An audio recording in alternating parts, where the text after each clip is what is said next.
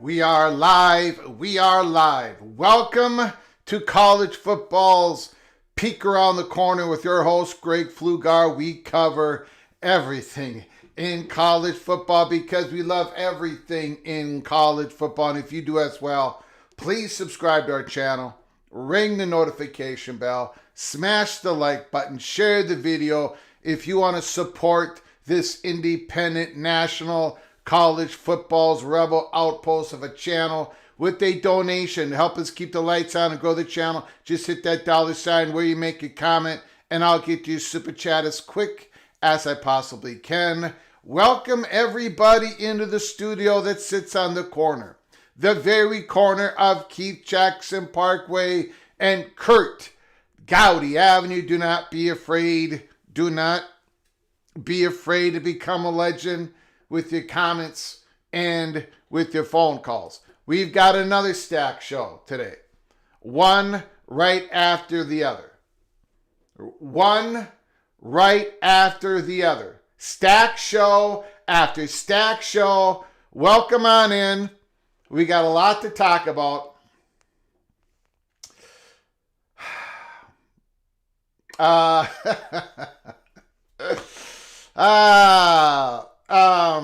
We're going to talk about the Matt Hayes' article, USA Today. We're going to go through that article. Matt Hayes is basically saying it's time to go. It's time for the SEC to go their own way. He said it a couple of different times in the article. He literally said it's time to go. In fact, he said the SEC and the Big Ten, it's time to go. We're going to go through the article. I don't think we're going to go through the whole thing. There are parts of that article,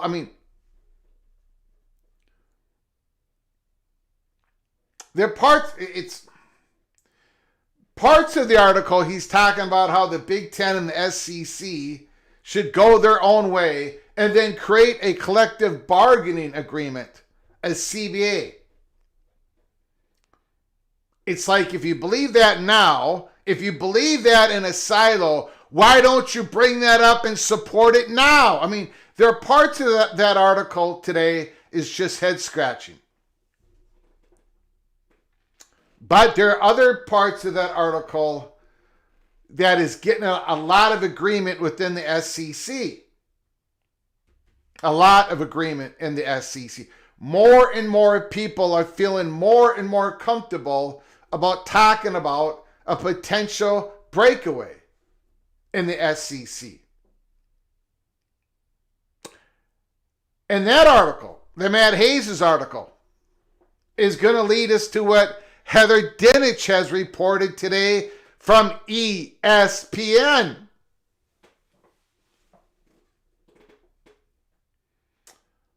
There's going to be a meeting among the SEC presidents in Nashville, Tennessee.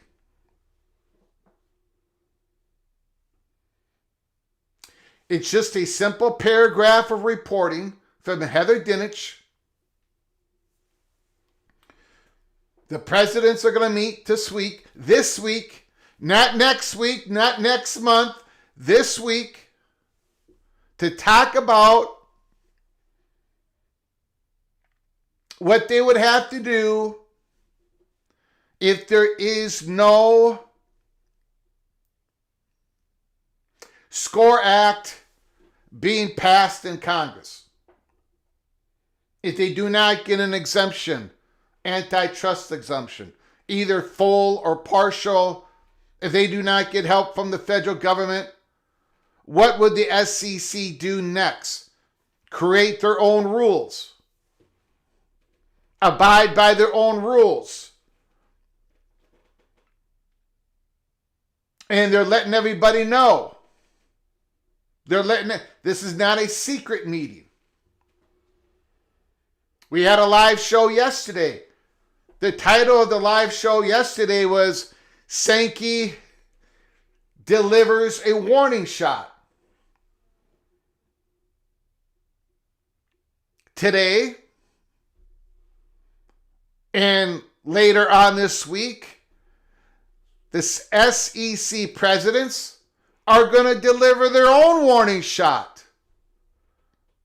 If something doesn't get done at the federal level, if they can't get antitrust violations, some protection federally, the SEC this week is going to go through and discuss their own rules.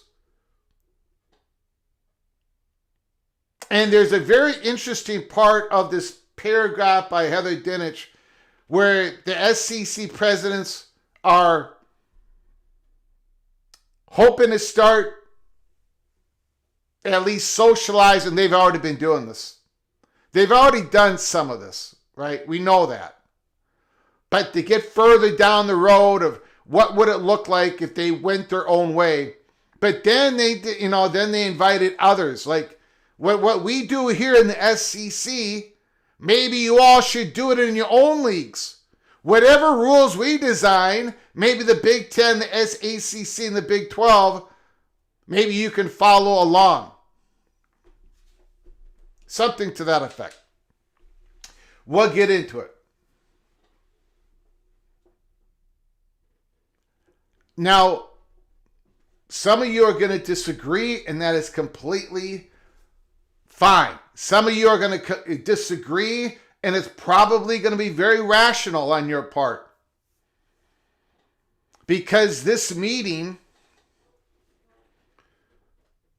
I'm going to call this meeting, I'm going to give it a certain label. And I think some of you might disagree with it. This Southeastern Conference meeting in Nashville, Tennessee is about creating their own rules around NIL, other rules. It's not necessarily being reported. It's not necessarily a meeting about a breakaway. But here at College Football Peek Around the Corner, we're going to call it what it actually is. It's a silo meeting. It's the SEC silo meeting. Now, again, some of you are going to say, Greg. You're causing problems, Greg. You're causing problems. Once again, Greg, you're causing problems. No, I'm not. I'm just reporting the problems, ladies and gentlemen. It's a silo meeting. And we're going to go through why I believe it's a silo meeting. Because logically, what the Southeastern Conference is plotting, if we do not get federal help, what they're plotting leads to a silo.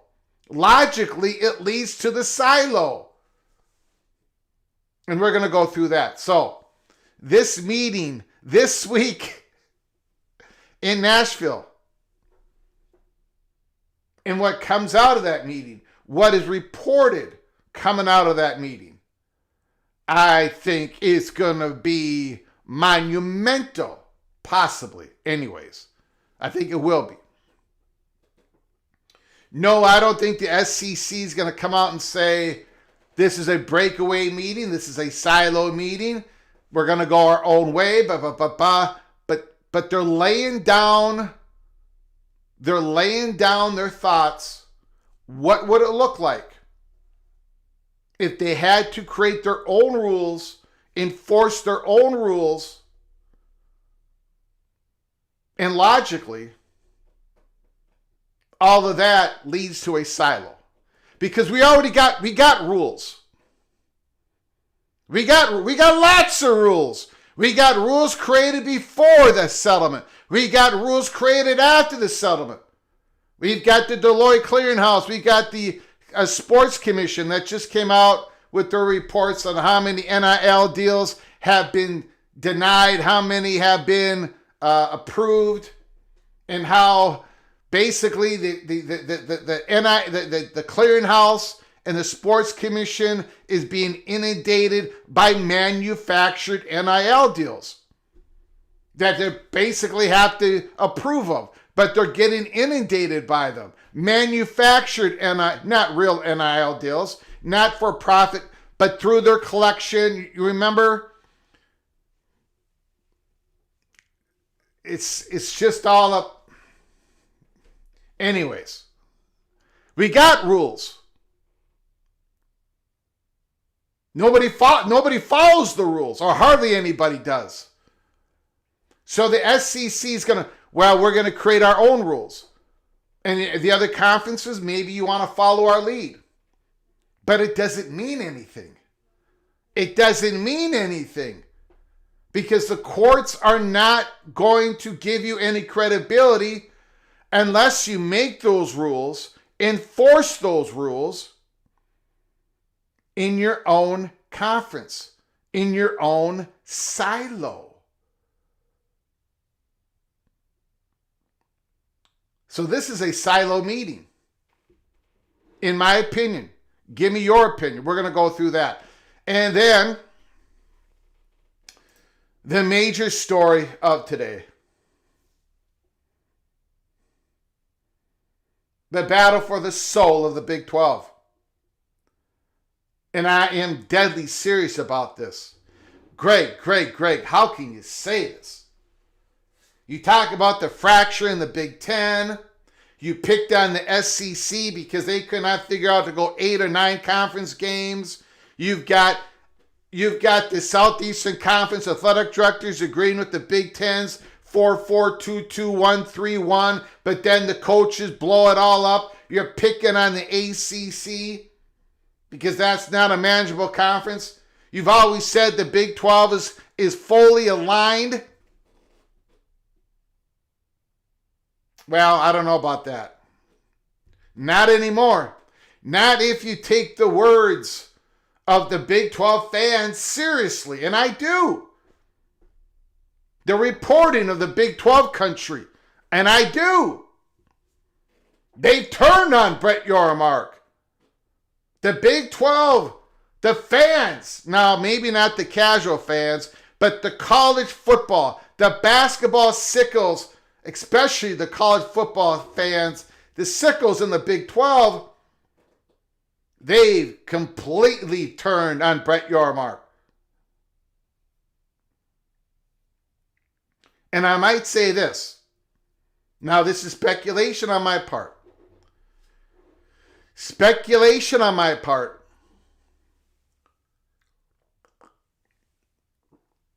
But I think Brett Yormark kind of pushed back today. I think he kind of pushed back today. And so we're going to go through that. A lot of people not wanting a growing number, an ever-growing number of Big 12 fans. I have conversations in the chat room. I have conversations with people who run Big 12 YouTube channels. A growing number of Big 12 fans. Big 12 fans in our comment section. They do not want Brett Yormark. They do not want Brett Yormark to handle the Big 12 media negotiations. On October 30th, 2022, I came on live here and I said that Brett Yormark and the Big 12 hit a grand slam home run when they signed the deal with ESPN and Fox, when they got ahead of the Pac-12. The Pac-12's exclusive negotiating windows with their current media partners were months and months ahead of the Big 12. But Brett Yormark did the end run, got the Fox and ESPN to both agree to go into the negotiations early. And Brett Yormark struck the deal that led to the Pac-12 not being able to get a good exposure deal, a bad media deals, and it led to the ability of the Big 12 to expand with valuable Pac-12 schools, and the Big 12 did not take a step back like everybody thought they would, including myself. Brett Yormark struck a home run and a grand slam, but my gosh, people have completely forgotten that in Big 12 country. Not all of you, but a lot of you. You want to give control of your media negotiations to some faceless body because it's a guarantee that they're going to be able to close the gap with the SEC and the Big Ten, and that there is no guarantee on that. Of course there's not. The Cody plan ain't going to pass. The Smash Capital plan ain't happening. And the most interesting option is the bipartisan bill from a Democratic senator, a Republican senator being introduced this week, that you could, as an option, pool your media rights together. We've talked about it. What would the Big 12 and the ACC pulling their media rights together look like? But if that happens, again, that takes away the power, the autonomy of Brett Yormark and the Big 12 to do their own deal. Because according to that bipartisan bill, it ain't going to be the Big 12 negotiating it. It's not going to be the ACC negotiating it. It's going to be a 14-member board. Who are they? I do not know. Going to be negotiating it. And the Big 12 fans are favoring this. They believe in this. They believe this is their only shot. So I ask the question. Maybe not the question. This is truly a battle for the soul of the Big 12.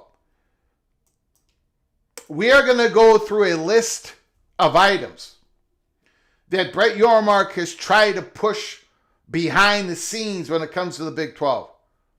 And most of them have been declined by the Big 12 presidents. Cody Campbell and Brett Yormark. And most of the Big 12 fans are taking Cody Campbell's side. Cody Campbell has said some stuff here in the last week that most Big 12 fans do not agree with.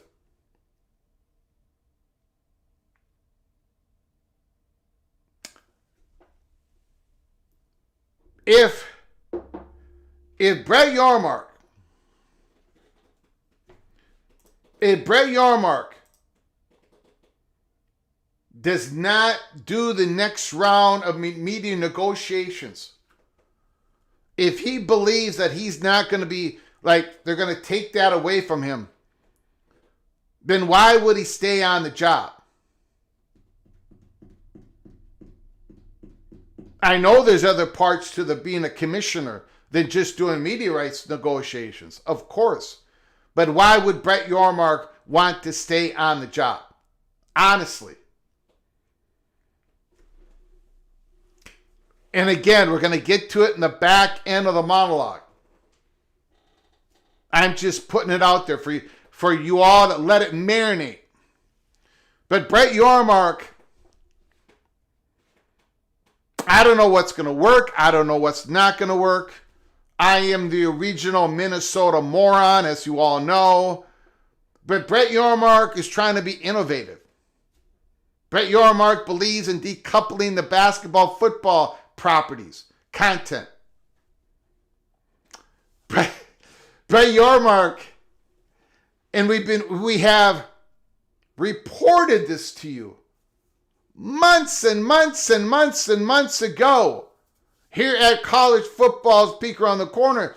Brett Yormark, one of the main reasons why he's pushing for a strategic partner outside the Big 12, be it this Otro Capital, Redbird Capital, be it whatever. It's just not about the cash. It's not just about the for-profit entity that the Big 12 is going to try to build. It's about having a strategic partner going forward. It's about having leverage when the Big 12 goes in the next media rights negotiations. That's what Brett Yormark has been working on. And I don't know if people have lost,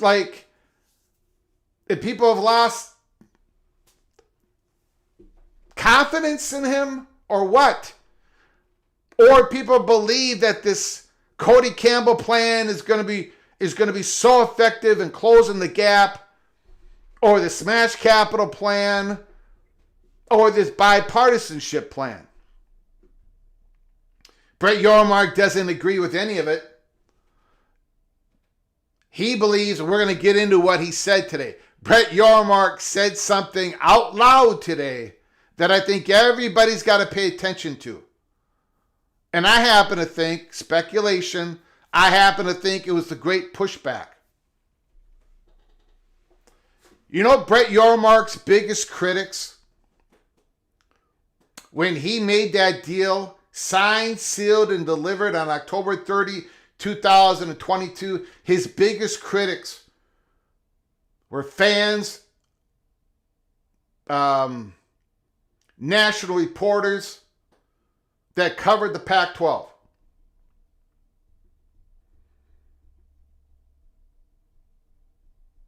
I got dragged over the coals because I said no. Brett Yormark, he hit a grand slam. Now Brett Yormark's biggest critics are inside the Big 12, not everybody. As Vox Quindaro said here, Rock Chalk Jayhawk, if Yormark isn't your man to negotiate the next round of media deals, then who you got that's better? Nobody. That's who. I happen to agree with Vox Quindaro. And let's not get it twisted. Of course, there's people in the Big 12 on Brett Yormark's side. But the voices are getting louder and louder, and like every day you can see a conversation. You can read them on the message boards. You can read them. You can listen to them on YouTube channels. And that's fine. They've all got their own opinion. Beautiful. But it's growing. The noise is growing that Yormark should not have his hands on the wheel. And I think Yormark is hearing that. And I think Yormark said something today that was a big pushback. All right. I want to thank everybody for joining us. We're going to do a roll call here. Again, you know how it works. Phone calls, second half of the show. When you call in, the floor is yours. You can talk about anything in college football that your heart desires. Super chats supersede other comments. In the super chats, you can talk about anything in college football that your heart desires. And we're going to talk about it. And the other comments, if it's not about this subject at hand, I might not bring it up. All right? Rod is in the house. Rod is in the house. Team of 24 Skaven. Yes. Cornhusker. The Cornhusker. A lot of positive vibes about Anthony Colandrea. A lot of positive vibes. I'm not quite a believer. Because I think we'll talk about it later. Jared Jones, the Buckeyes in the house. LSU Tiger. Ryan Brooks. Utah Utes. Rich Austin. Karan Shakar. Old Army Gig'em. Sko Ducky. Nice to see Sko Ducky again. Go Ducks. Edward the Auburn Tiger. War Eagle. Buckeye Caleb Ramirez. Fight on. Jose. Minus 110. SEC Silo. AFKA, artist formerly known as Healing Florida in sheep and wolf's clothing. AFKA. All right. Ooh, he's in Nashville. AFKA is in Nashville. I don't even know what day the meeting's on. If anybody has that information, let me know. If anybody can Google that, keep your head on a swivel. Let me know when that meeting is going to occur. We know it's this week. And we know it's in Nashville, Tennessee. The B Hokie is in the house. Chris Brown is here. Deadeye Yo, Greg, Deadeye, Bob Swanger. Mr. Penn State, Jad Price is in the house. Vox Quindaro. Behold, the late Vox Rodrigo Quindaro, the KU pocket change perch. The pocket change perch. I like that. I might have to steal that. One from you, Vox. Oh, my God. The Almighty is in the house. Chris Kenny is here. Thanks for coming on in, Mr. Kenny. Appreciate it. Grateful Trojan. Another fight on. Old Dad. Thanks for coming on in, Mr. Seminole. Christopher Hooter. I'm not taking a shot at Yormark. I mean, I have when it comes to the college football playoff stuff. But not today. Christopher Hooter is in the house. Azon the Kid is here. Azon the Kid.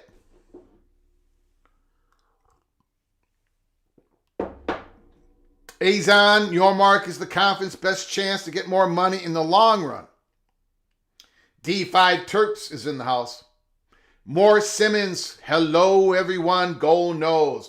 Bricks Bat is in the house. Eva Badger, thanks for coming on in, Ryan Willie, appreciate it. Colorado Buffalo is here. Colorado, play for Don Ponder, pray for his family, absolutely.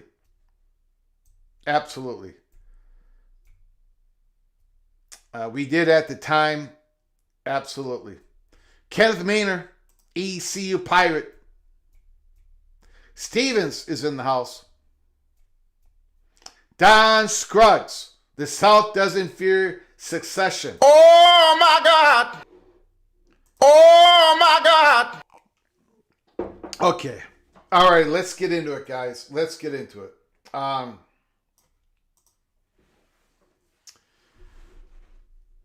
Matt Hayes does not disappoint again. A raging article coming out this morning. What did the SEC and the Big Ten learn from Trump's roundtable? It's time to go. It's time to go. So let's break down this thing to its purest form, beyond the white papers and presidential roundtables, and putting the toothpaste back in the tube. What did the presidents and chancellors of the Big Ten and the SEC learn from last week's clown show of a presidential roundtable? It's time to go. Time to pull up the stakes. Say it was a good knowing and competing with everyone else and FBS and FCS, but we're taking our multi-billion-dollar product and starting, in the words of Mr. Toothpaste, back in the tube himself, our own big, beautiful association. That's 34 schools from Seattle to Gainesville, Piscataway to Los Angeles, Minneapolis to Minnesota, to Austin, and all points in between. A true blue national association, the best collegiate sport has to offer. Matt, the breakaway Hayes, is at it again. Matt, breakaway Hayes is at it again. An association where they make the rules, run the show, and make more billions doing it. Hey, when the rubber meets the road, financial sovereignty makes strange bedfellows. Even two super conferences who can't agree on anything of late. Speaking Monday at the SEC Network with Paul Feinbaum, the Commissioner Sankey was asked if the SEC would go it alone. How do we work with colleagues to solve problems? Can we do that collectively? Sankey said. If there's a point in which we cannot do so, I think the conversation that informs the question that you ask, is there something you do alone? I think that starts to generate more and more interest. I think it has generated so much interest. I think that it has generated so much interest that they're having a meeting in Nashville this week. This week. Not next. Not late March. Not early April, not late April, not right before the May meetings in Destin, Florida, this week. Back to the Matt Hayes article. It's not as difficult as you think. The Big Ten and the SEC could collectively bargain with players and player representatives and have a stringent player movement rules because they have a real player contract. Well, you can do that now, Big Ten and SEC. Kind of. Not really. But you could support it. But they haven't come out and supported it. You don't have to go alone to finally have a collective bargaining agreement. Now, there's lots of issues with that. Number one, none of these schools want their student athletes to become employees. Number two, the labor at this point don't want to become employees, the great majority of them. Number three, there's a lot of states that don't let their public employees unionize and be in collective bargaining agreements. I mean, there's 1,000 reasons why it hasn't happened yet. So going alone doesn't make this like, I don't know. Again, one part of the article that I'm having a hard time digesting. They'll have a salary cap and strict rules against private NIL supplementing player procurement. And that is where the heart of the matter is, right? And we talked about this in the advisory group meetings between the SEC and the Big Ten. I gave you that peek around the corner. The Big Ten thought they had a deal with the SEC. With that 4-4-2-2-1-2-1, whatever. And in return, the Big Ten, SEC would support them on that, and the Big Ten would support the SEC on the most strident rules on NIL. But again, the advisory group went up in smoke. The pro quo all went up in smokes. Back to the article. The days of he with the most money wins will be long gone. I doubt that. Even if you do a breakaway, the schools with the most money had the biggest margin of error when it comes to winning or losing, when it becomes to winning, which is natural. The first time a school uses illegal private NIL to secure a player, they're eliminated from the postseason for 2 years. The second time, they're out of the association. This is no time to fool around with those who flout rules or push the envelope. This is a multi-billion-dollar business with more than 100 other schools begging for the ticket to the show. It's much easier to kick out a school for blatant disregard of association rules than it is because they're fortunate to have been part of the SEC or the Big Ten when they were formed. This won't be just a football move. The SEC and the Big Ten can play each other exclusively in all sports. Oh, that is. Tell you what, man. What an ugly future. I do not like. This is terrible. The SEC and the Big Ten can play each other exclusively in all sports.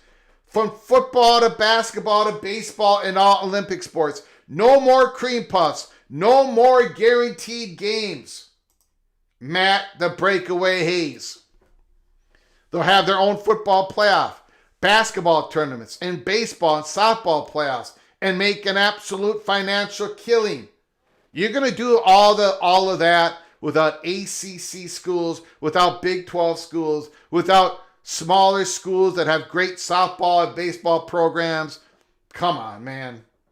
That would be absolutely horrific on a grand scale. Back to the Matt Breakaway Hayes article.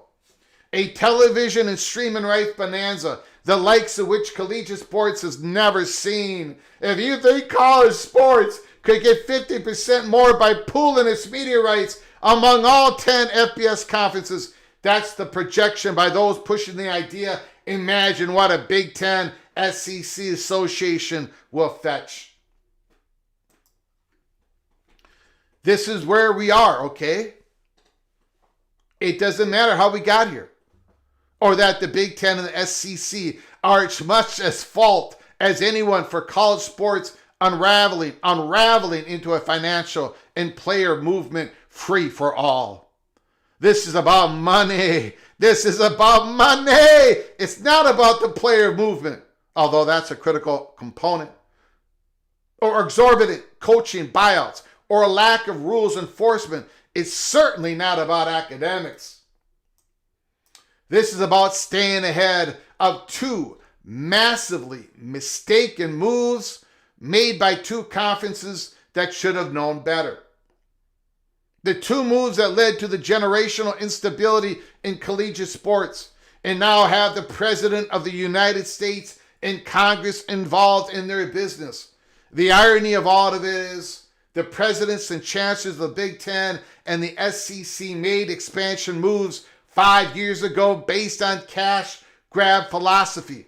Now they're fighting not to give it away. In a perfect world, where the leaders of academia spoke and wanted the best for all, the SEC presidents and the chancellors would have reached out to the counterparts at the Big Ten when Texas and Oklahoma had decided they wanted to leave the Big 12.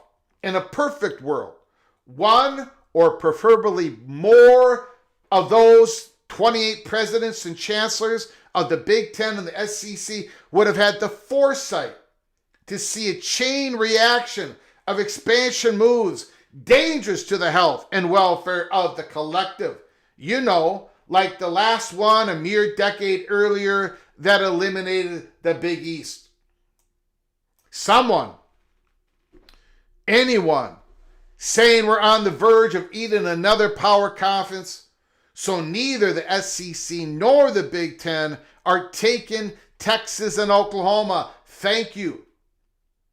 Or we're standing on the precipice of a paradigm change so drastic we won't recognize what we've done until we're sitting at the White House and the leader of the free world answer to the madness we've created by our own sins and souls. Let's go back to the old way.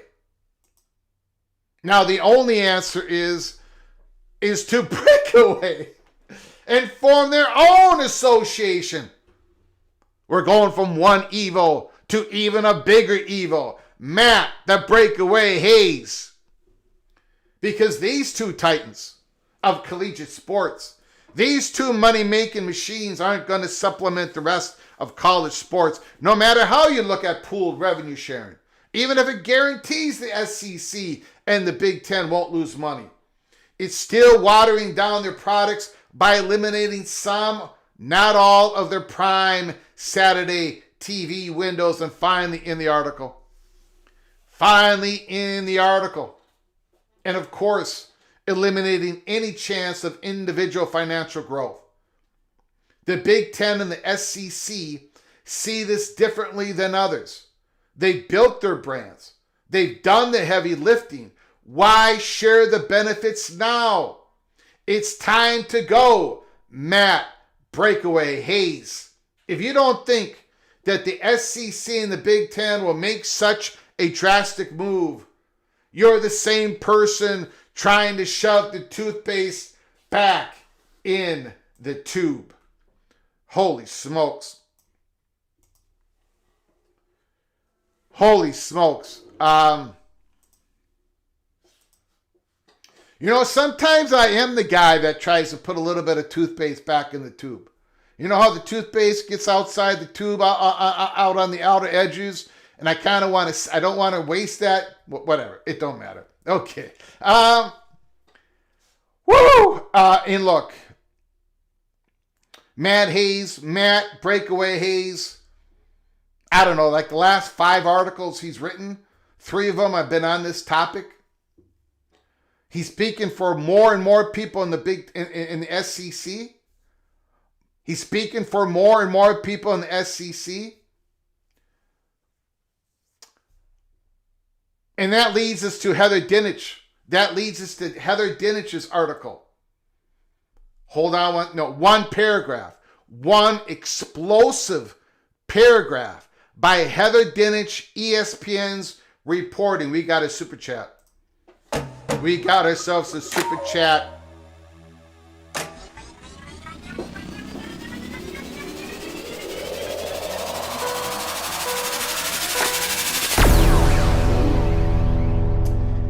Stevens, best of the Big 12 and ACC form a Power 3 24-team league, 6-team divisions, get new deals with ESPN, new streaming services or another network to double the revenue, then went on equal footing, pool those 58 teams. So best of the rest, Stevens, that's what he's for. And again,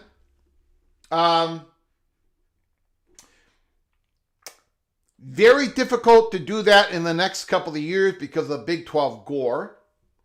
The ACC, they could do their part in that. Because remember, in that settlement with the Florida State and Clemson, with the ACC, they can, at least when it comes to a football conference, they can form their own football conference, one sport only conference. Write the ACC $75 million check, and they can form their own conference tomorrow. It has to be 6 or more teams. Now, if some Big 12 schools can do that, and I don't think they can, or I think it would cost a lot more money because nobody in the Big 12 has gone in the courts to battle the Big 12, I think the best of the rest idea is going to have to wait to 2030. And that might be an option. That might be an option. Thank you for the $10 Hollis Stevens. Look, when they've had these private equity, when they've had these private equity meetings, or when somebody wants to present ideas like Johnny Wall Street and other organizations, there'd be some Big 12 schools go to it, some ACC schools go to it. And there are all different levels of support when it comes to private equity, private capital. There is some in the ACC that favor it more than others. There's some in the Big 12 that favor it more than others. And there's some cross-pollination that's been going on between Big 12 and ACC schools. They've had talks when the commissioners weren't even invited to those talks, per Ross Dellinger's report of last year. So the best of the rest scenario, it could play out in a few years from now. It could. That's an option we all got to think about. Thank you, Stevens. Thank you so much for your generosity. Thank you so very much. I appreciate it. And we've got Kenneth Maynard. We're going to get to the Heather Dinich explosive paragraph. I think it's explosive. In fact, I'm surprised that there are not more people talking about this on X. I'm surprised there's not a big old report from one of the national reporters out there on X yet that I know of. Keep your head on a swivel. Maybe it comes out during this live show. But I think this is an explosive report by Heather Dinich. And please give me a chance to explain my logic or illogic. Kenneth Maynard, Super Chat.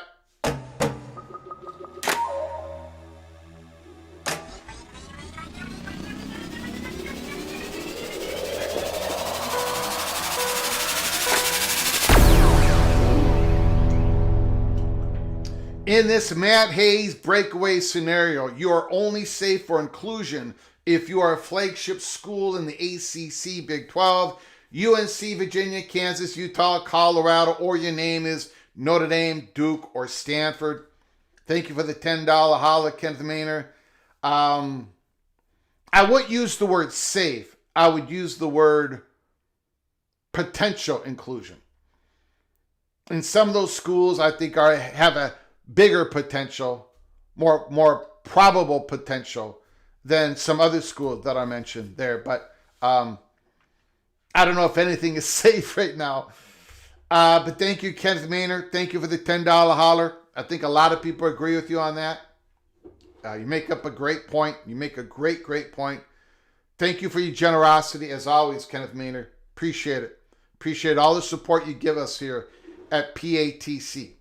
And thank you, Stevens, for your support. Thank you very much. Now, this leads us to, we got from the Matt Hayes' article. We got into the Matt Hayes' article to the Heather Dinich. Heather Dinich report. Mississippi State's President Mark Keenum said SEC presidents and chancellors are meeting this week in Nashville with the hopes of starting to establish some real rules in guidance for the league and others. Okay, time out. I'm calling a timeout here. We're going to go back to those two words, and others. Because I don't know what that means. I asked the question on X. I don't know why that is in this paragraph. Those are the two words that have got me absolutely confused. All right? And I'll explain why later. So let's go from the beginning. And then I'm not going to stop and stumble at the and others part, not now. And we'll go back to that later. Mississippi State President Mark Keenum said SEC presidents and chancellors are meeting this week in Nashville with the hopes of starting to establish some rules and guidance for the league and others, assuming Congress cannot establish federal legislation quickly enough on NIL. They aren't expected to make any monumental decisions, but would like to get a framework started before the SEC holds its annual spring meetings in Destin, Florida, they are fed up with the status quo.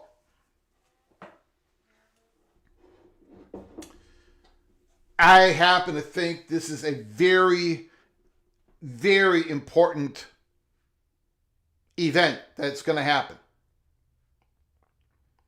No monumental decisions are going to be made. And they're just not going to be made until the SEC knows that the SCORE Act is going to pass, or they know that the SCORE Act is not going to pass.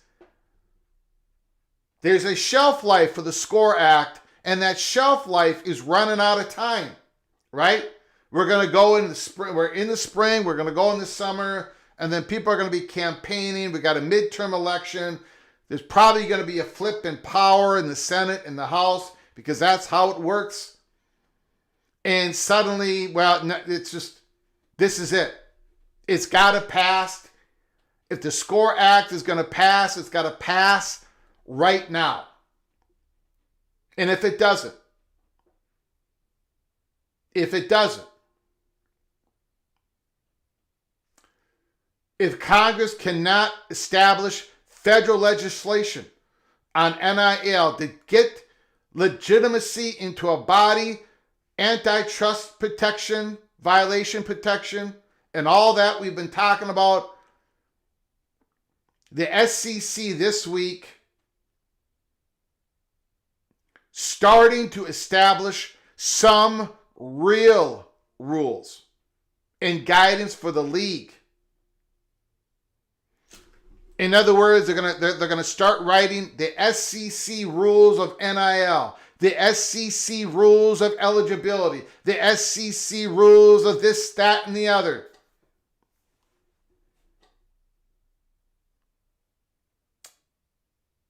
So they can have a framework. So if they have to flip the switch, they know what they've all agreed on. All 16 institutions. This is what we're going to go with. And if that happens, if we get to that point, now let's go back to and others.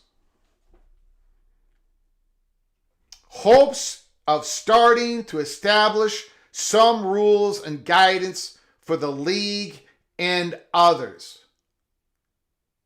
Why the and others? Why the and others? I can't figure that out. This is the question that I put forward. This is the question that I put forward on X.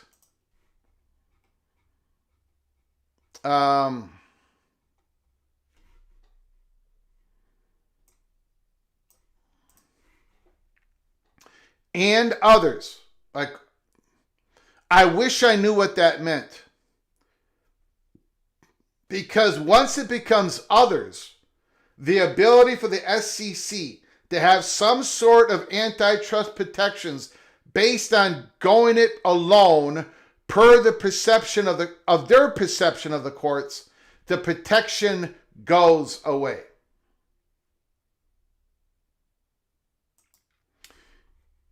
So if we're having it, if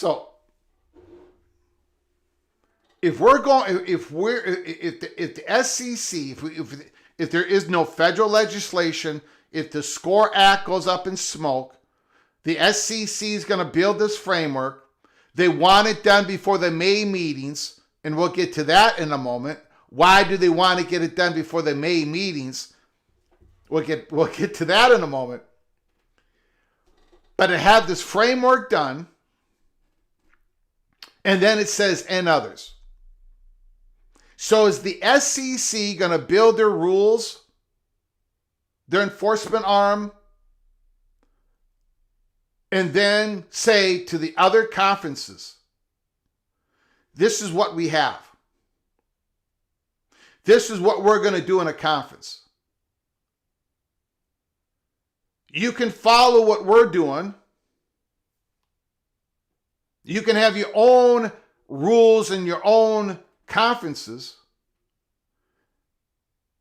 You can implement what we're doing. If you implement what we're doing, if you have the same eligibility rules, for example, 5 years to play 5 years or whatever, let's just say it's 5 for 5. You can't get a 6 year. Not a medical red shirt, nothing. 5 for 5. Let's just pretend that is one of the rules that the SEC makes their league rules. And if the Big Ten does the same rules, and the ACC does the same rules, and the Big 12 does the same rules, okay, that's the eligibility rule. And because they're in their own silos, and they don't have market power, each conference doesn't have its own market power, the SEC and others believe that it's going to provide the ability to fight off these lawsuits, that they're going to have antitrust protection. Now, my question is, and this is why I call it a silo meeting, because I've got two questions on this. I've got two big questions on this. I do not have the answers. I just got questions. I want to show you something here.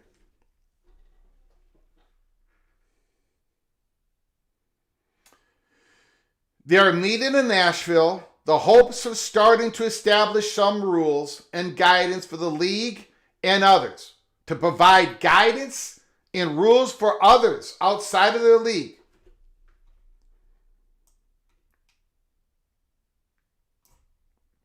And I don't think that's going to work because, number one, are they going to have the same rules as you? Because if the Big 12, for example, if the Big 12 says, we're not doing this 5 for 5, we're doing, you got 6 years to play 5 years. That's the Big 12 eligibility rules.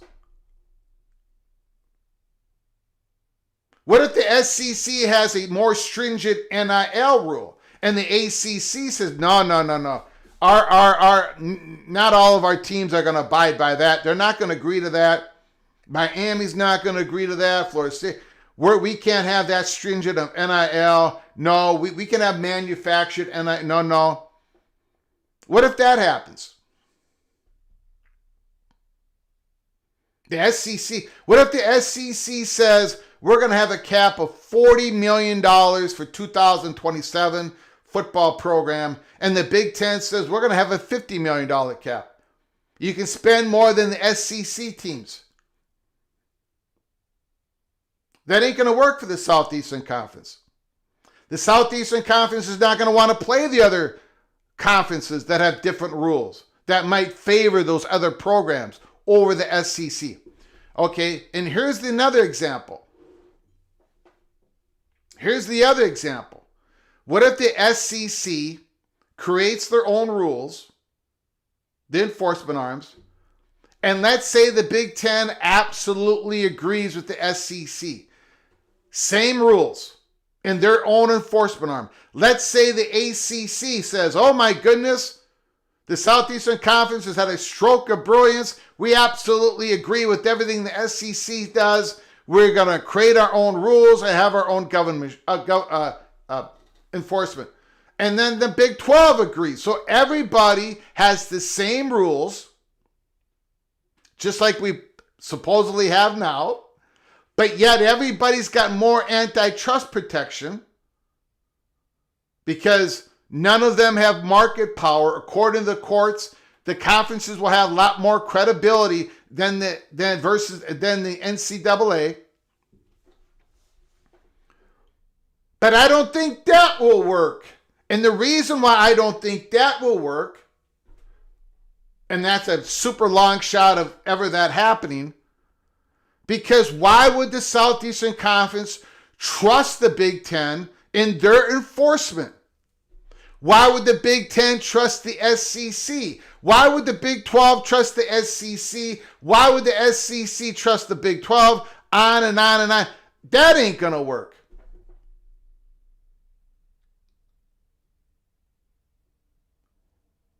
So, my conclusion, which I got to be honest, I don't think it's being shared by too many other people. My conclusion, at least not yet, I don't think it's being shared by too many people. My conclusion is this.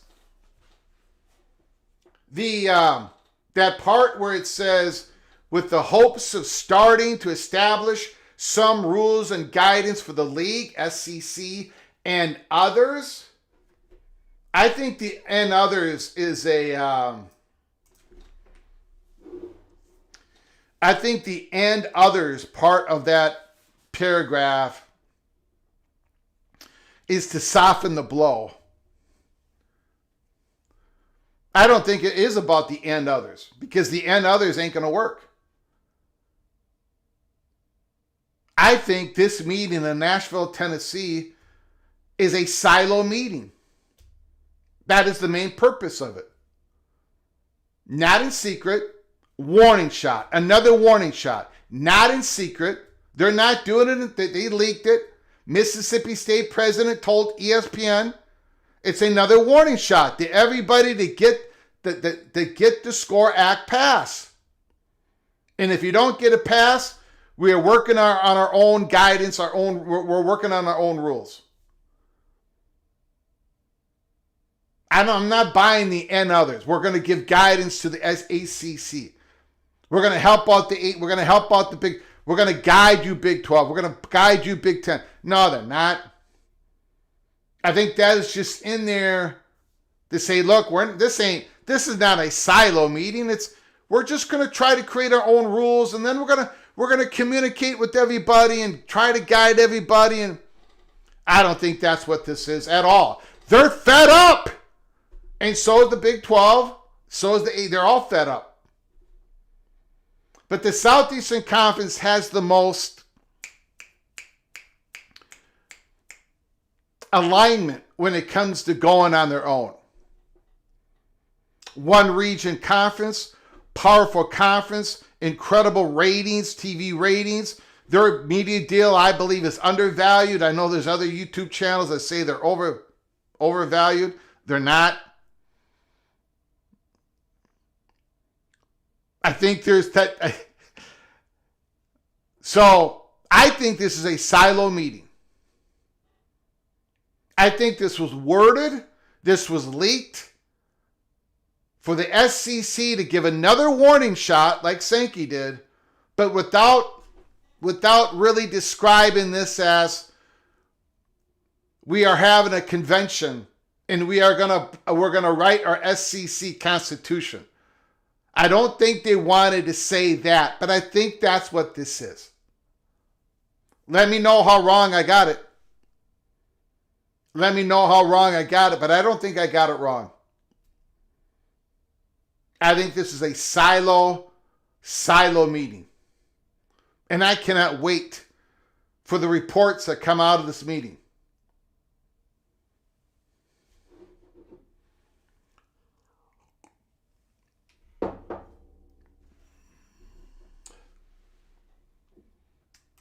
I was looking for gravitas.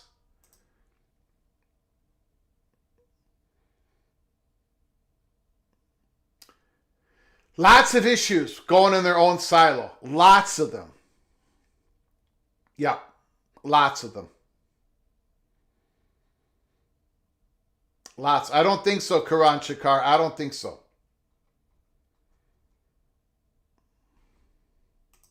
Okay. Thank you for coming on in, Adam. I appreciate it. CFB Plus. Thank you. Thank you, BB Bean, for coming on in. Thank you very much. Okay. And now let's get to the Big 12. The battle for the soul of the Big 12. And I do believe, we talked about it at the beginning of the program, I do believe Brett Yormark, I think Brett Yormark is starting to push back on all this criticism being generated in the Big 12 right now.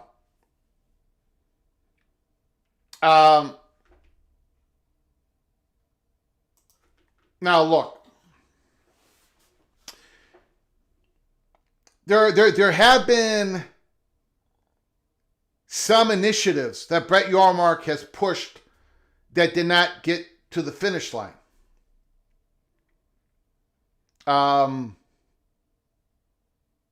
He's a big believer in decoupling basketball and football content for the next media right negotiations. Okay. He's hoping that he has the chance to prove that. He hopes he has the reins the next time the Big 12 goes into those media negotiations. He has pushed for the initiative of this private equity plan, or whatever you want to call it. With Otro Capital, Redbird Capital, he has presented other ideas, other packages to the Big 12 presidents. None of them have gotten to the finish line yet. Brett Yormark was a believer. He presented the idea of adding UConn into the conference, add a big market, that East media out there in New York. He thought that would be valuable to the Big 12. The Big 12 presidents did not go for that.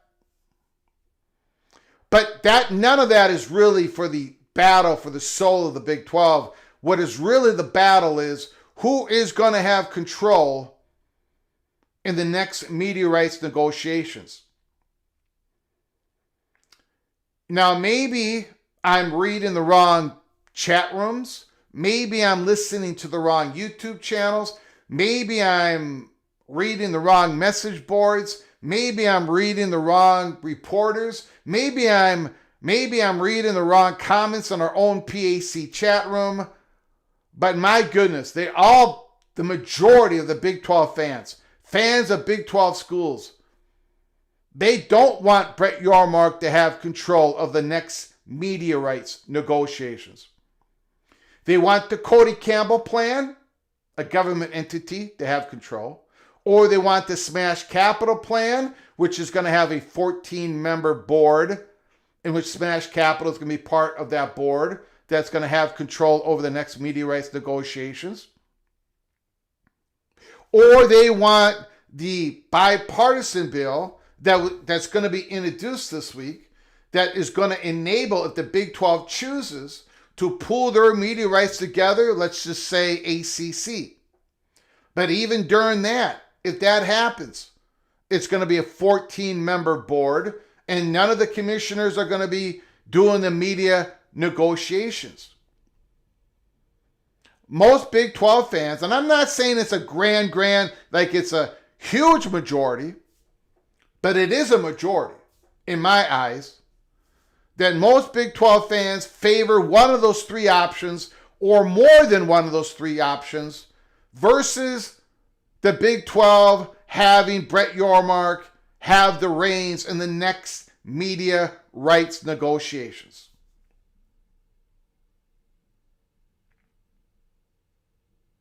And Big 12 does not, or Brett Yormark does not want that to happen.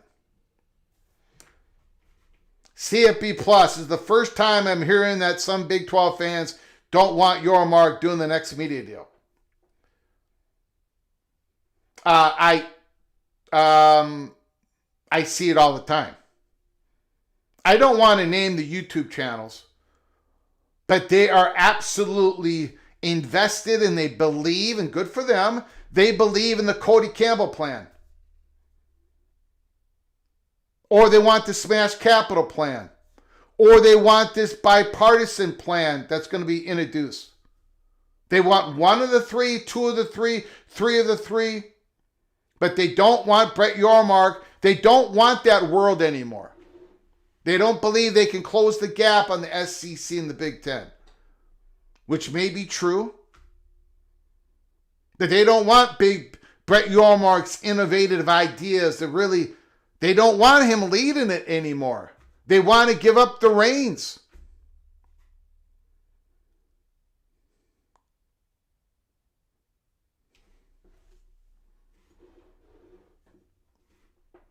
Who cares about the fans? What do the presidents want? Great question.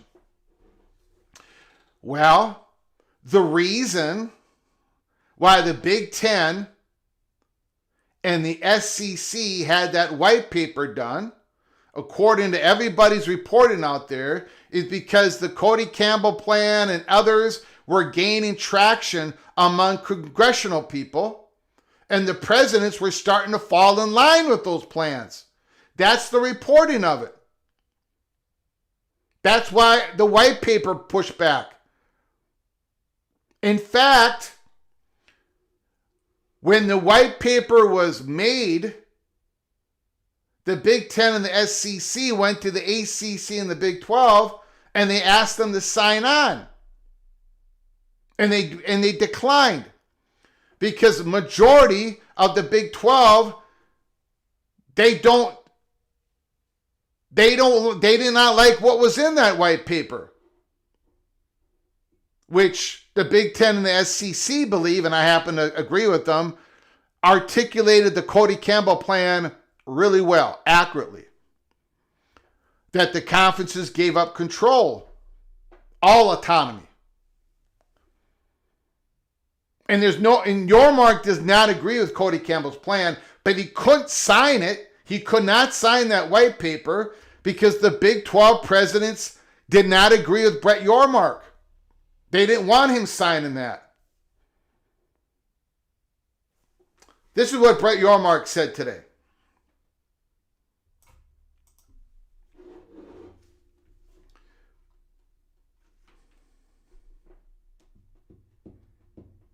Asked about SEC breaking away on Feinbaum, Greg's thinking, oh boy, that's not correct. No, I screwed up. Hold on, everybody. Hold on. Give me a moment. Your host screwed up here. Not good. Okay, here we go. We're going to do it this way.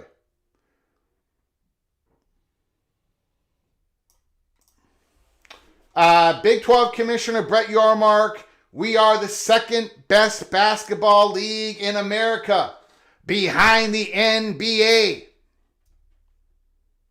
Scott Springer. Brett Yormark said this today.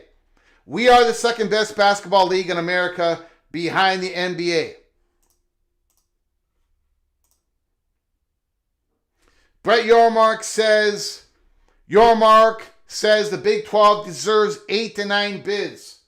Says 500 in a league should get in. University of Cincinnati top 25 in analytics since December. Again, Brett Yormark, the commissioner, pushing the narrative for the Big 12. And then he said the following. Yormark on TV writes, if you like me now, you're gonna love me when I get back in the market in 2030.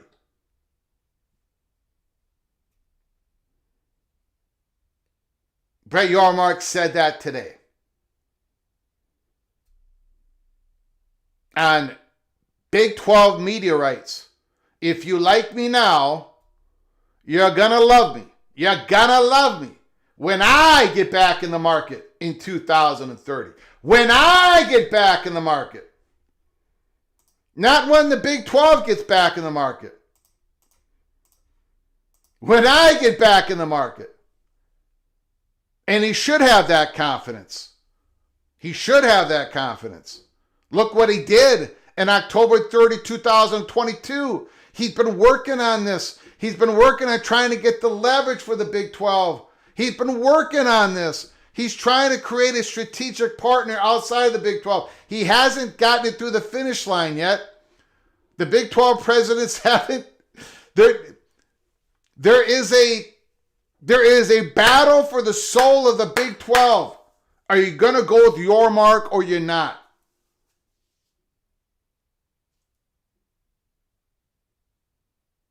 If you're not supporting Yormark to have the control of the negotiations, the control of the innovation, to be able to present these private equity deals. He did that in the NBA, for God's sakes. Look what he did in 2022. It was an absolute grand slam home run.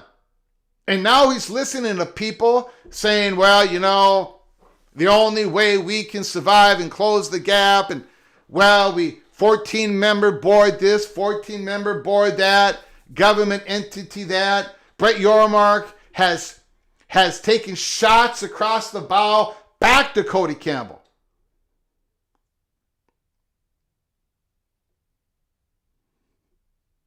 And Cody Campbell's taking shots at the commissioners.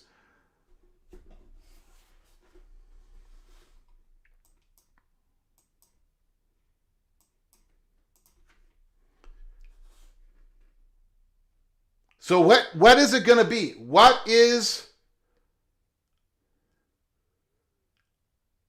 Because I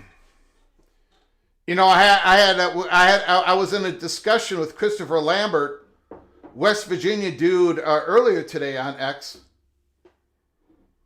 and he basically said, and I think a lot of people would agree with him, look, Greg, the Big 12 commissioner, it's not his only job to do the media rights negotiations. He can do the other stuff, but we cannot afford to do it on our own. We got to have some other board do it for us. And my answer to that is Brett Yormark is not going to stick around if he's not doing the media rights negotiations. He's not going to stick around. Now, I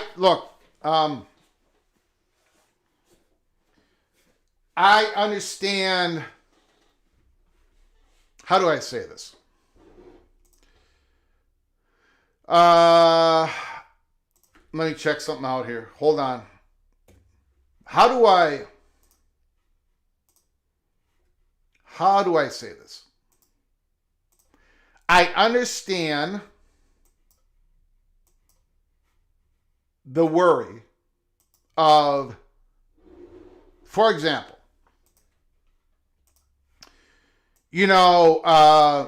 football is about 80% of the total value of the conference.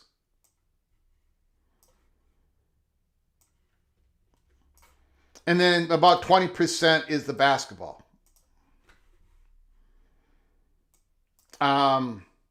So it is the football that drives the bus. So people are worried in Big 12 country that Brett Yormark is focusing so much on the basketball product. But I think what Brett Yormark is trying to do is, it's 80-20, but our 20 should be a bigger number. We should be making more money from the 20%. And we can make more money by decoupling away from football. Because, and he believes this, because he believes there's certain media companies, entities, which are going to be more motivated to grab the basketball content of the Big 12 versus grabbing a mix of the football and the basketball. They think he can squeeze out more value when it comes to just negotiating the basketball product with certain companies out there. He believes in this. Now, either you have faith in him or you don't, or you have faith in him, but you're just throwing up your hands and said, nothing's going our way. But I got to say, this, I think, and let me know how wrong I got it. But Brett Yormark really hasn't said in this manner, this statement before, but this happened today. Yormark on TV writes, if you like me now, you're going to love me when I get back in the market in 2030. When I get back in the market. When I lead the Big 12 back in the market. When I get back in the market. I think that's an elbow being thrown back to internal Big 12 critics. And that is why we have the show today. What's the show today? The battle for the soul of the Big 12.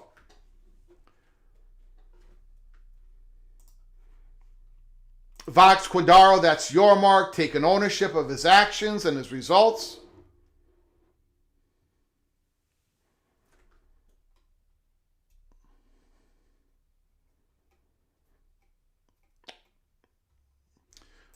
Yormark was the first to even imagine decoupling basketball from football. Now Sankey wants to do it, and Petiti will too. This is just one idea Yormark has had that nobody else imagined possible.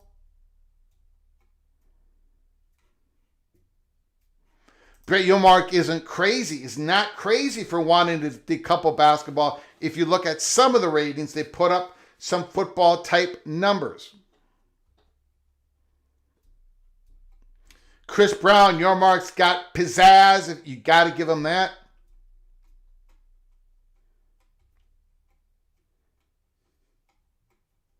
The other Gygax, Mr. Mountaineer. Thanks for coming on in, sir. Appreciate it. I want Yormark to do the next media deal. The West Virginia is still in the Big 12.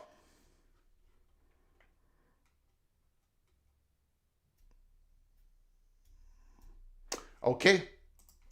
Let's open up the phone lines. Opening up the phone lines. Again, super chat, supersede other comments, phone calls.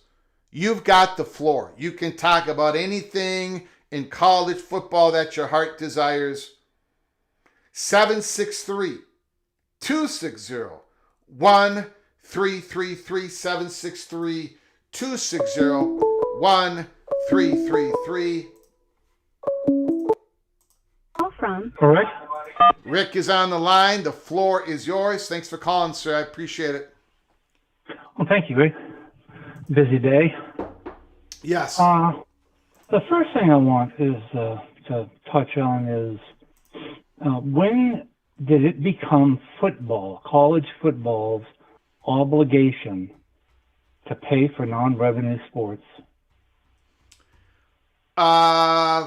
It's been that way for a long, long time. No, that's not true. What's happened is the universities have used football's money, players' money they stole from players, to pay for the other Sure, sports. yes. I agree with that, yes. So I go back to my real question. When did it become college football's obligation, not the university's obligation, which it is, to pick up the tab for non-revenue sports? It's not their obligation. And they keep trying to wrap this big wet blanket around all these other sports and pull college football in with it. The colleges themselves can pay for their own darn sports. Take it out of professors' salaries. Increase your tuition. I don't care. It's not college football players' obligation to pick up the tab for Minnesota's hockey program. Can I give you a little can I give you an example? I can't answer the question about the obligation thing, but you can go, anybody can Google this if they want. Don Scruggs says Title IX. So basically Title IX, because you got to have the same. Title IX says the universities have to pay, not the college football. Okay, all right, okay. But just let me give you an example.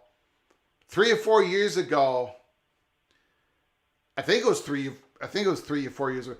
Mark Coyle, the University of Minnesota athletic director, had to, and this does not answer your question, Rick, okay? In fact, this probably shows that you have a great point. But Mark Coyle, Minnesota cut a couple of sports. I can't remember what they were. I think maybe men's gymnastics, and I can't remember the other one. But he cut two sports, I believe, and non-revenue sports. I mean, it just didn't bring in any revenue. There was a cost associated with it, and the backlash that he got and what happened at the University of Minnesota, it was so explosive. I mean, our athletic director almost lost his job, and people were like, everybody. The faculty, the students association, a couple of one baseball writer at the Tribune's going, you're cutting those sports while you're giving that much money to football. And of course, Gopher football fans are saying, well, you got to invest in football because that's creating the revenue to pay the non-revenue. I mean, but it was such a backlash. So people how do I say this? The loudest voices at a lot of these institutions love their non-revenue sports. To get back to what you're saying, though, Rick, you're saying why not create an endowment? And people, get it, use private equity, and all these endowments use private equity. Invest, get some seed money, go private equity, and then that pays for the non-revenue sports. Is that what you're saying, sir? No. Oh. Okay. First of all, I'm not trying to eliminate Title IX. Title IX offers the equivalent number of sports, and in some cases, more sports for women. What it does is make the male and the female scholarships equal. And because football has, how many? 85 scholarships? Uh-huh.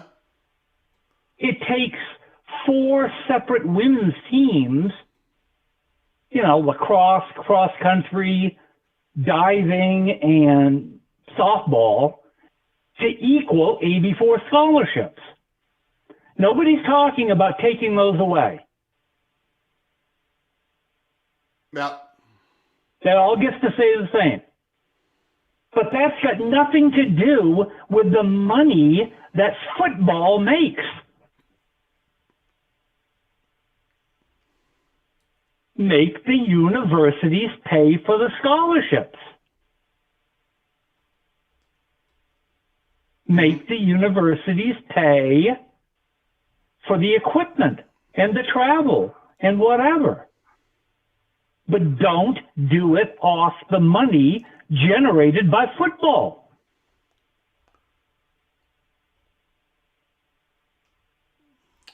All right. Very strong point by Rick. Because you're not entitled to it.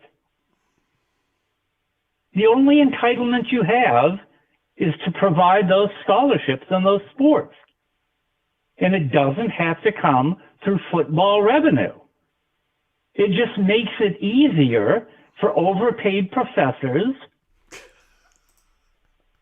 and undercharged students that need to have their tuition raised if they want to have a softball team. Okay, now to the other point on the article. Got it. The two words that I disagree with you in your interpretation. What are the 2 words? You talking about Heather Dinich? The 2 words at the end of the sentence. I don't know. You're talking about Matt Hayes?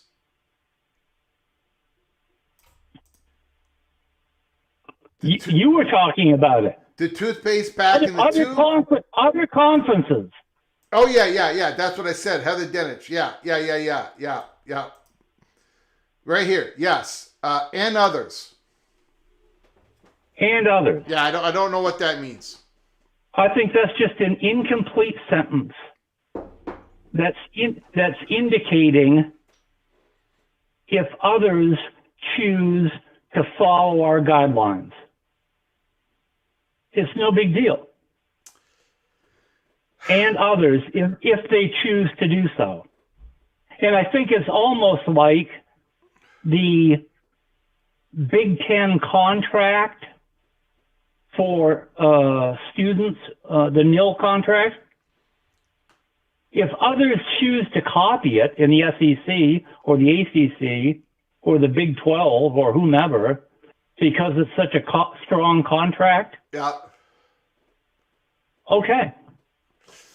Okay. And others.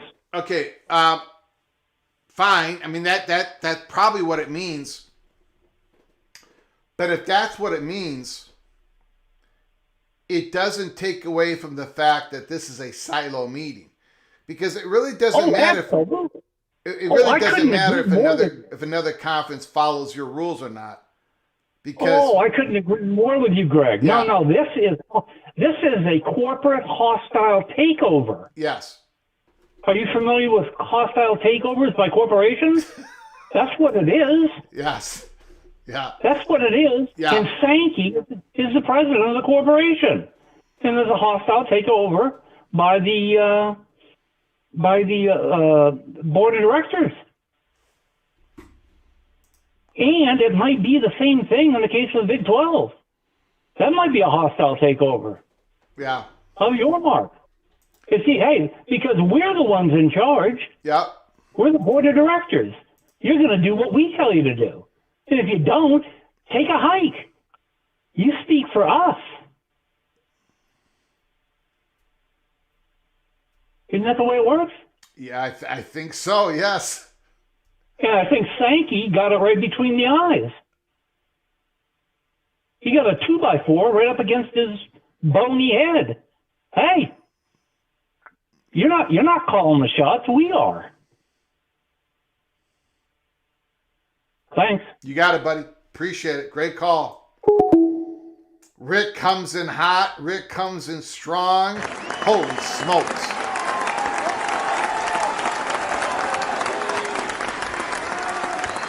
And we got another comment. Great call, Rick. Thank you very much. We got another comment from Brett Yormark today. Another comment from Brett Yormark. Why does Yormark believe the SCORE Act makes the most sense? Yormark answers, as it relates to some of the guiding principles, he replied, it offers federal protection, it offers liability protection, so we can enforce the rules, which we aren't currently doing. It has a great student-athlete protections. It has a strong declaration that student-athletes are not employees. I meet with a lot of student-athletes, and none of them want to be employees. And that's one of the biggest hurdles that we're just not going to get to a CBA. But whatever. I mean, we're not going to get there. Yormark cautioned that the SCORE Act doesn't stop anyone from suing. You can sue anyone, but it does offer schools a certain level of protection, especially amid a growing number of lawsuits being filed by athletes across the country. And getting back to Rick's statement, I agree. The Southeastern Conference has been letting it known for months. They've been leaking it out. Ross Dellinger, others have reported it. Now they're having a meeting in Nashville, and I'm going to call it the silo meeting. Even though, it's, hey, we're just, if the SCORE Act doesn't pass, and, we're just going to, we're gonna give ourselves guidance. We're gonna give ourselves rules. There ain't gonna be no monumental decision in this meeting, and we're not gonna just we're not gonna just talk amongst ourselves. If others want to have a discussion, if you want to take our plans, our ideas, go ahead, and others, and others, and others. But the bottom line is, it don't matter if they completely follow the SEC's guidelines or have a little bit of a difference of guidelines. These conferences and the SEC is leading the charge. SEC wants to have their own governorship because they want to be able to have some protection. And the question then is, And we're a long ways away from this happening. But the big elephant in the room is if the SEC goes their own silo, goes their own way, makes their own rules, are they still going to be willing to play with others? And Sankey did mention, and there was a report, I think if you go to Sports Business Journal, Sankey did say something like, if we did go our own way, that doesn't mean we can't play with others. But eventually, if the SEC went their own way and others had different rules that really did not contort, did not fit with the SEC's own guidelines, eventually the SEC, if they believe they're at a disadvantage, they're not going to play with others. And that's why President Moorhead and others have talked about, and athletic directors have talked about the idea of having 12 conference games to limit their exposure to other conferences and teams that don't have the same maybe stringent guidelines that the SEC does. So I think this is a silo meeting. And then, CFP plus, how does the CFP, if they go in their own silo? I don't know. I have no idea. None. I don't know if they're able to, if they went their own silo, govern their own rules, have 12 conference games, what would the college football playoff look like? Would there be teams from other conferences playing each other? I do think the question around the college football playoffs, the 24-team playoff, the 16-team playoff, the 12-team playoff, I think, let me go back one more time. Let me go back one more time to the Heather Dinich article. This is why I think here at the bottom, they aren't expected to make any monumental decisions, but would like to get a framework of what this would look like. The SEC, own rules, guidance, enforcement on whatever, what it would look like. The framework started. I'm going to go through that again. They are not expected to make any monumental decisions in this week meeting in Nashville, but what would like to get a framework started before the SEC holds its annual spring meetings in Destin, Florida. They're fed up with the status quo. Before that spring meeting, and we know what that spring meeting, one of the big subjects they're going to be talking about is the college football playoffs. The SEC, this is my opinion, my speculation, the SEC is not going to agree, even if there is more and more coaches wanting the playoff of 24, they're not going to agree to this big, expansive playoff format for the next 5 years. If one of their items during the meeting is the possible framework of a breakaway, like they might want to have that discussions of a breakaway, of a silo, or some sort of level of that. They might want to have that be the preeminent discussions during the Destin, Florida spring meetings and kind of push the playoff thing aside. Because they're not going to agree. The Southeastern Conference is not going to come to a playoff agreement before they know what the hell the world's going to look like. They got to know. They got to know if the SCORE Act is going to pass. Phone lines are open, 763-260-1333. Again, I want to thank two super chats, Stevens and Kenneth Maynard. Thank you guys for your generosity. Appreciate it so very much. Great phone call, Rick. The phone lines are open.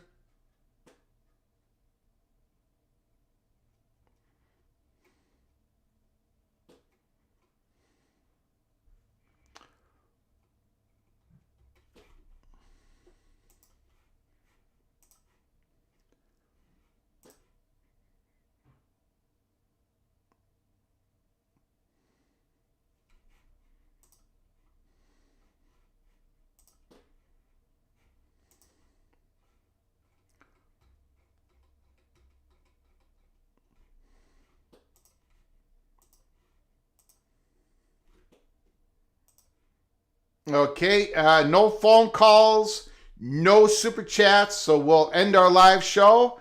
I want to appreciate everybody for joining us. It is Tuesday, March 10th. Tuesday, March 10th.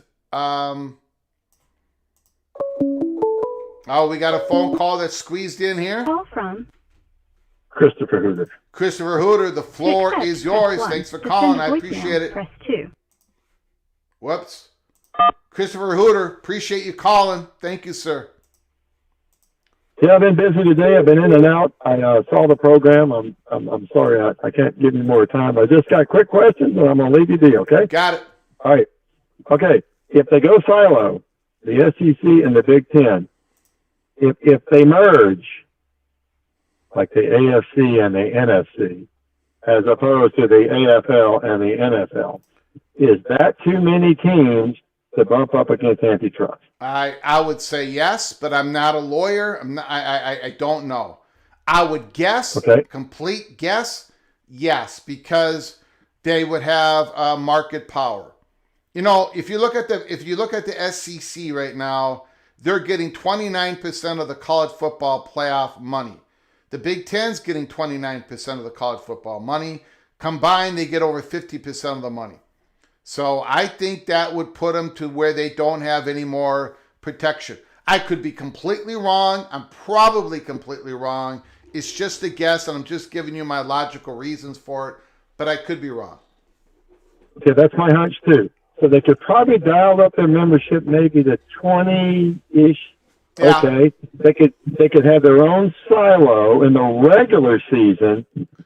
Okay, in the regular season, but then could they pool a combined postseason? I don't know. Right? I don't know either. That's the question. That's a huge Right? question. I know you got to bring in some constitutional scholar here. Yeah. Well, hopefully one will call us or something. Yeah. All right. Anyway, I got to go. I appreciate the program. I enjoyed it. Okay. Got it. I'll talk to you. Appreciate it. Thank you, sir. Okay. Very Yeah, much. bye.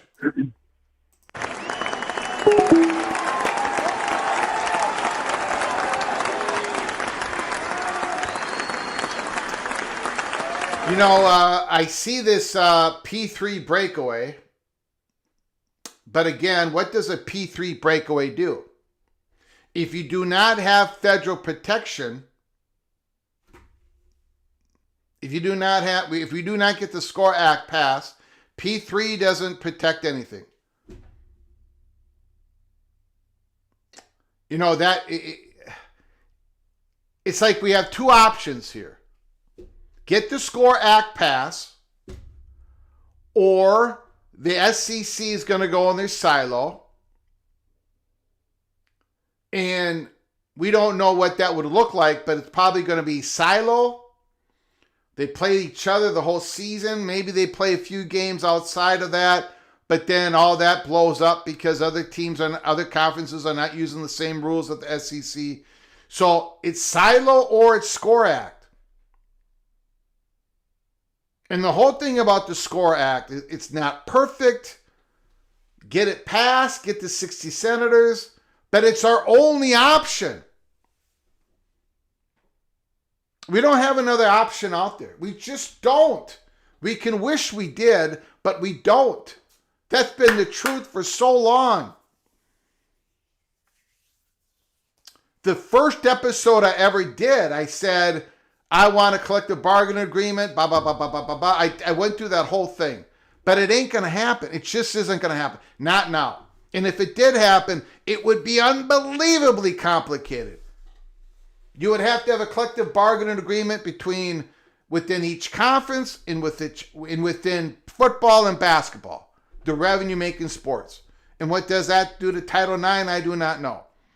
The student athletes do not want to become employees. The colleges don't want them to become employees. You've got state laws that won't let public employees become unionized, and it's just we can't. And I don't know. I've been saying this over and over again because people say, maybe we should all just come together and make the rules together and follow them. That is what we just did. We just did that in the House versus NCAA settlement.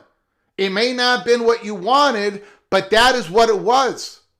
And not nobody, but a lot of people, a lot of programs are not following the rules. So we already did all this. It's like at some point,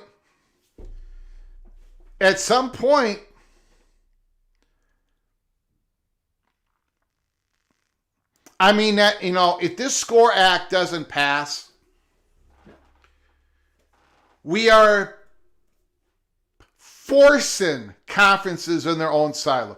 We are going to force the Big 12 in their own silo. We're going to force the ACC in their own silo. We're going to force the Big 10, and the one that's going to lead it is the SEC, because it's the only hope that they can have to create any rules, to have any protections, because these lawyers, they're jumping on everything and they're ripping everything apart and they're celebrating on X.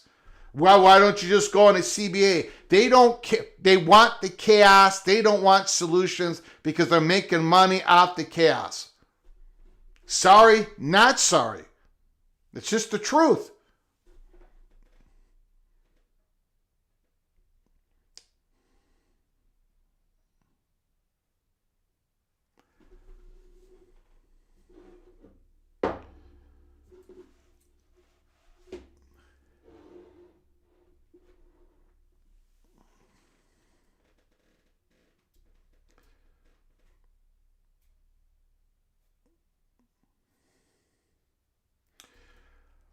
All right, guys. I do appreciate you all coming on in. We got a couple phone calls today and a couple of super chats. We are going to call it for the night. But again, we might come on later on tonight if there's any other breaking news goes on in college football. Keep your head on a swivel. Before you leave, subscribe to our channel. Ring the notification bell. Share the video. I appreciate all of you coming on in. Until next time, which is going to be tomorrow, March 11th. Until next time, from all of us at PATC, to all of you, please, you all take great care of each other. And as always, God, family, Golden Gophers.